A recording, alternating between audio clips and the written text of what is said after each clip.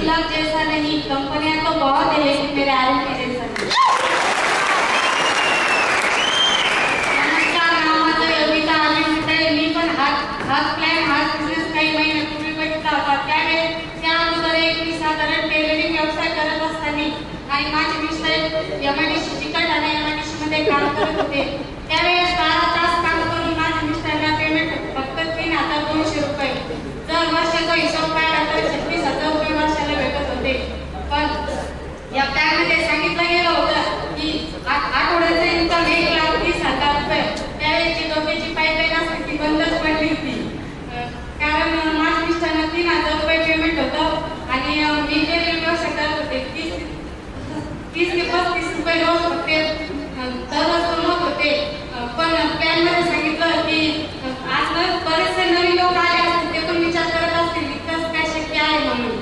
पण मी पण एक साधा प्रश्न विचारते, जर 7,000 रुपये भरून जर 1,30,000 रुपये कमवण्याची संधी आहे तर मग करायला काय हरकत आहे।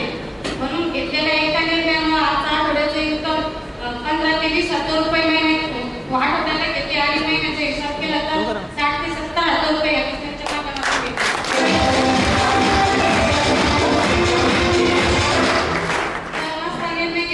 हीच कंपनी तोच व्यवसाय भूमिका पुताना घरकाना काढता झाला असतं। पण हे ज्या व्यक्तीमुळे घडलं त्यांना मी तर काय माझ्या 7 पिढ्या पण विसरू शकत नाही। अशी गोंधळ